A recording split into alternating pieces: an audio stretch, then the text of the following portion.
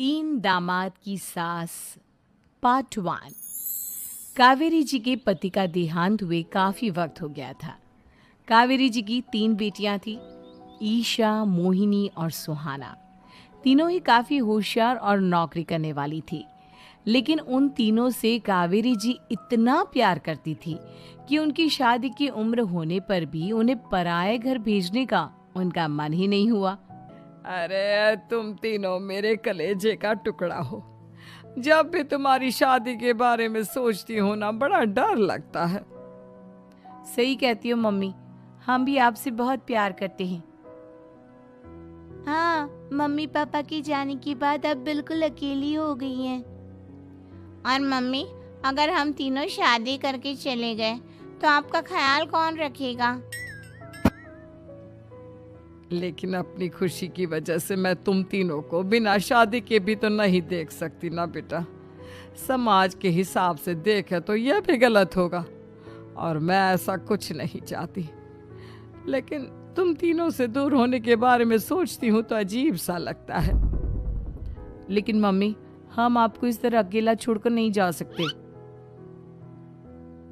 एक काम करते हैं मम्मी, शादी के बाद ना आप मेरे साथ मेरे ससुराल में चलना और मेरे साथ ही रहना।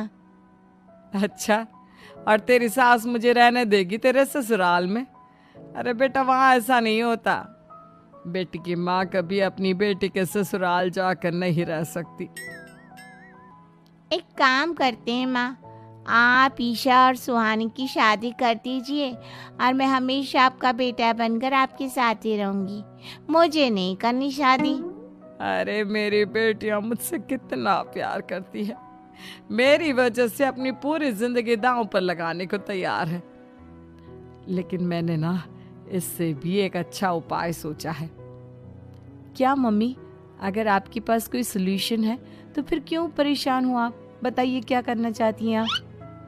मैंने सोचा है कि अखबार में इश्तिहार देकर तुम तीनों के लिए 3 घर जमाई दामाद ढूंढ लूंगी।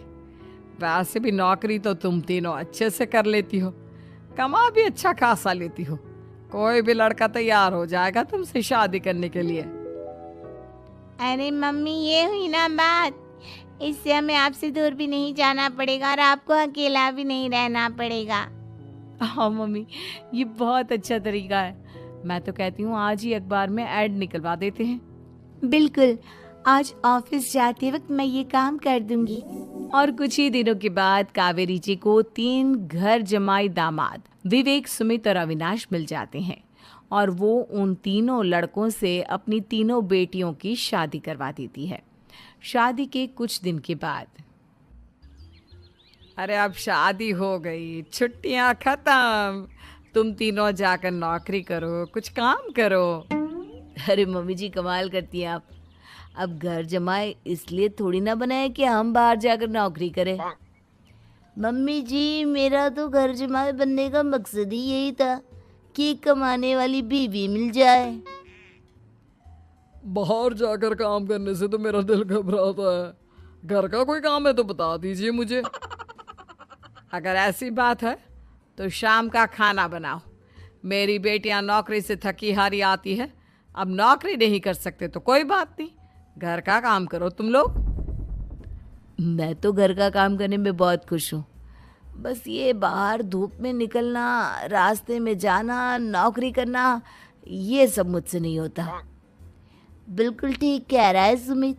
अरे गर्मी में, बारिश में, सर्दी में घर से निकल कर जाना और उधर बॉस की चिक चिक सुनना, इससे बढ़िया तो ये है कि मैं घर में झाड़ू पोछा कर लूँ। ठीक है, फिर तुम झाड़ू पोछा करना। अविनाश शाम का खाना बनाएगा और विवेक तुम सुबह का नाश्ता और खाना बनाओगे।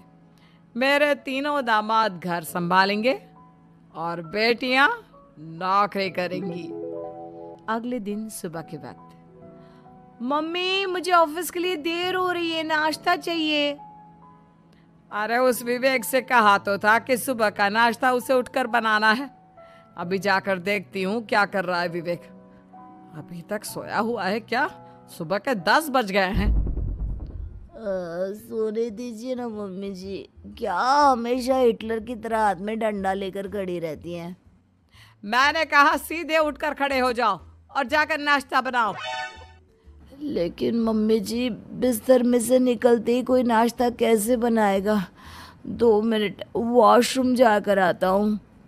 बिल्कुल नहीं, सीधे रसोई में पहुंचो। मेरी बेटी को ऑफिस जाने में देर हो रही है।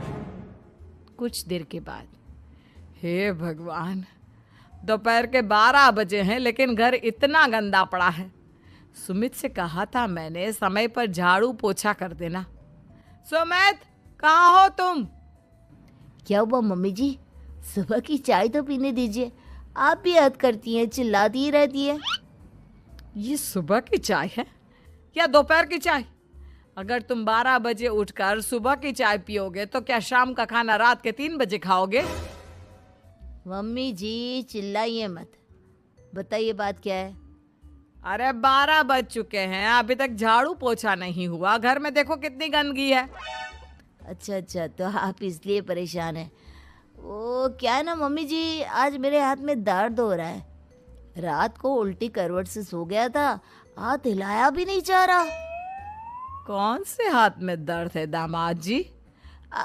इस सीधे हाथ में मम्मी जी, हाथ हिल भी नहीं रहा है। विवेक, सुन लिया तुमने?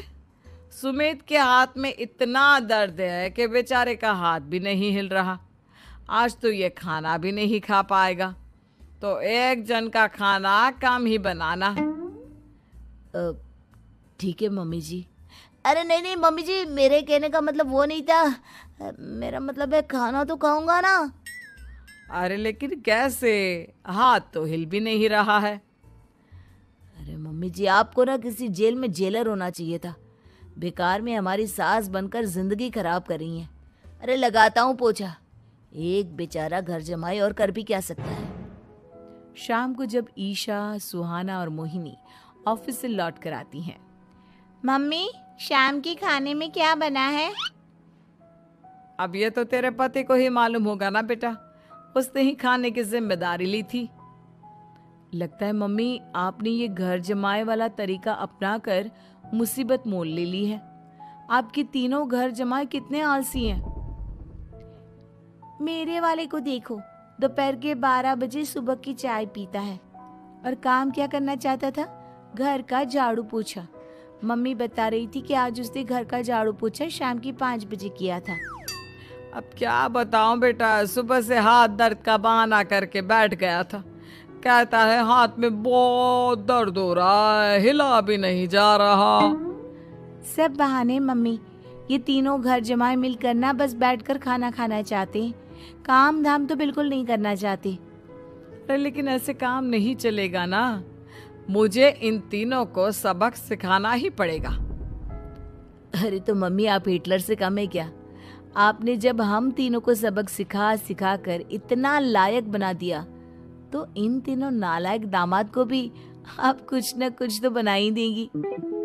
हाँ मम्मी, बस अपने अंदर के हिटलर को बाहर लाइए और अपनी तीनों दामादों को अच्छी तरह से सबक सिखाइए। रही बात आपकी बेटियों की, तो हम तीनों तो हमेशा से आपके साथ हैं। अरे लेकिन बेटा, इस काम के लिए तुम तीनों को मेहनत करनी पड़ेगी। कैसी मेहनत मम्मी? ऑफिस में तो वैसे ही बहुत मेहनत करते हैं हम तीनों।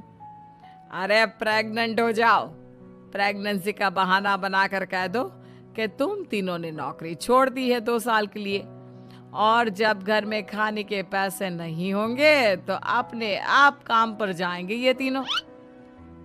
वाह मम्मी, क्या आइडिया दिया है। मैं तो कल ही जाकर कहने वाली हूँ कि मैं प्रेग्नेंट हो गई हूँ। फिर देखना कैसे मेरा पति अविनाश भाग कर काम पर लग जाएगा। और फिर 2 दिन के बाद, सुमित, मैं ना प्रेग्नेंट हूँ और इसलिए अगले 2 साल के लिए मैंने अपनी जॉब छोड़ने का फैसला ले लिया है। विवेक, पापा बनने वाले हो तुम। अब से ना तुम्हें ऑफिस जाना होगा, क्योंकि मैं तो 2 साल के लिए छुट्टी पर चली गई हूँ। अविनाश, अब तुम्हें जिम्मेदारी संभाल लेनी चाहिए, वरना ये घर कैसे चलेगा। हम दोनों मम्मी पापा बनने वाले हैं। लेकिन कावेरी के तीनों आलसी दामादों पर अपनी बीवियों की बात का कोई असर नहीं हुआ। धीरे धीरे कावेरी जी को चिंता होने लगी, क्योंकि उनके प्लान के हिसाब से तीनों बेटियों ने ऑफिस जाना बंद कर दिया था। आखिर क्या तरीका अपनाएंगी कावेरी अपने आलसी दामादों को काम करना सिखाने के लिए? जानने के लिए सुनिए इस कहानी का